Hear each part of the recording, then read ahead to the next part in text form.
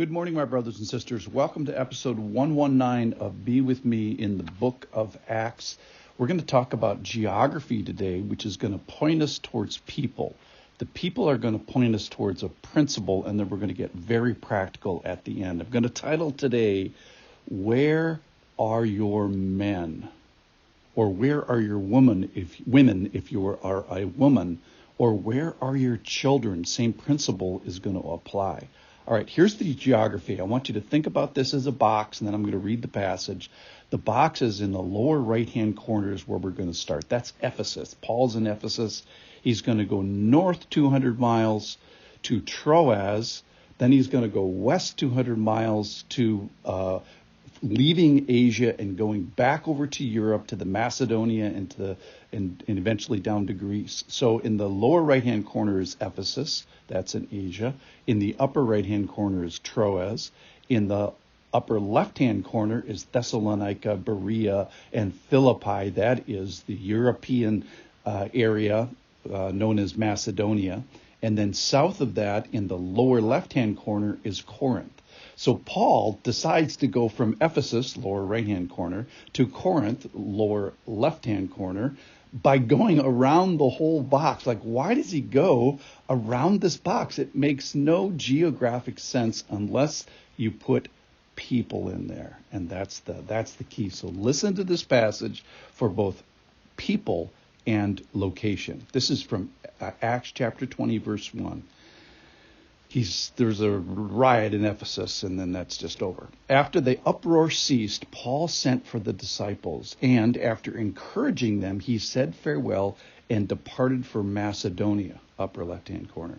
When he had gone through those regions and given them much encouragement, he came to Greece. There he spent 3 months, and when a plot was made against him by the Jews, he was about to set sail for Syria. He decided to return through Macedonia. Sophater the Berean, son of Pyrrhus, accompanied him, and of the Thessalonians, Aristarchus and Secundus, and Gaius of Derbe, and Timothy, and the Asians, and Tychicus and Trophimus. These went on ahead and were waiting for us at Troas. But we sailed away from Philippi after the days of unleavened bread. And in 5 days we came to them at Troas, where we stayed for 7 days. All right, so we are understanding place, which is crazy because he goes 600 miles when he can just go 200 miles. Why? Why does he do that? It's because of the people. It's the people in the churches that are betwixt and between the places that he's eventually going.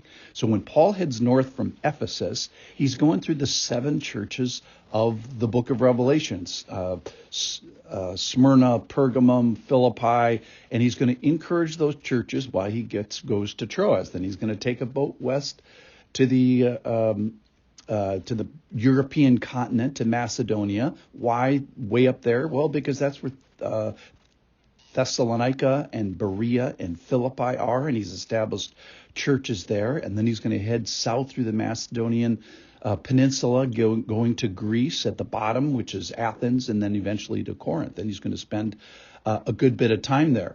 He's been in Ephesus for 2 years, and he's finishing that place, if you will. So here's the lesson that I wanted to get to today is, where are your men? Where are your women? The reason that Paul goes sort of bass-ackwards on this journey and goes this distance, I think, is because of all the people in the 7 churches of the book of Revelation, the people of Thessalonica, the people of Berea, the people of Philippi, maybe the people of Athens, though I don't think it's specifically mentioned, and then finally to the people of Corinth, where he spends a good bit of time. He actually writes the book of Romans there, spending a couple of months.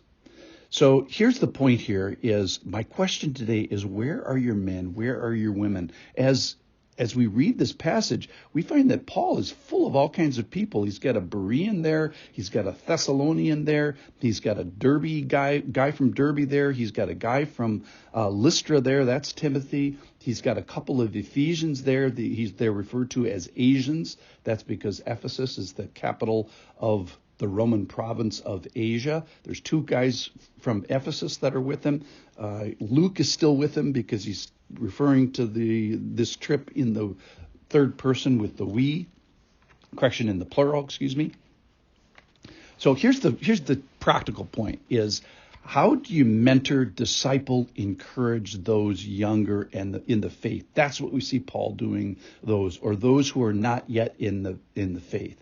If you go to Titus chapter 2, which I would recommend if you guys want to spend a little extra little time in this, it talks about older men, what they're supposed to be like and what they're supposed to do. Older women, what they're supposed to be like and what they're supposed to do. And it's all about your character and the character that you're imbuing on the younger generation.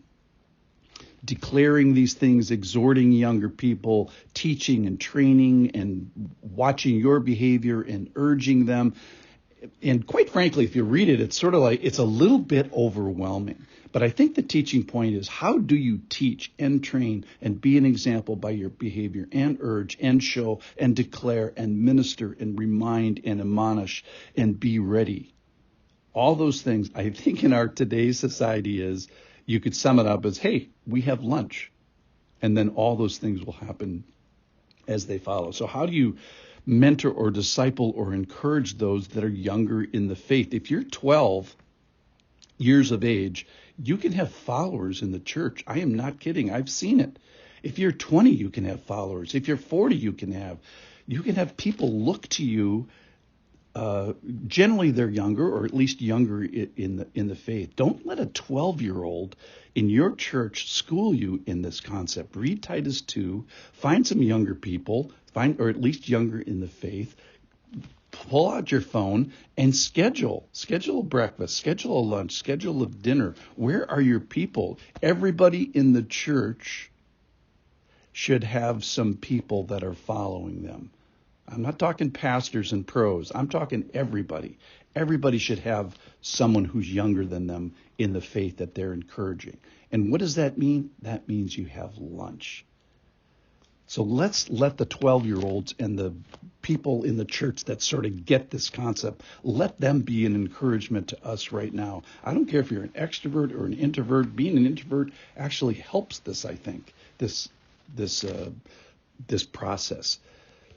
So today, here's the teaching point. Here's the take-home practical point is, find somebody in your church, text them today, schedule a breakfast, and begin to have your people. Thanks for listening.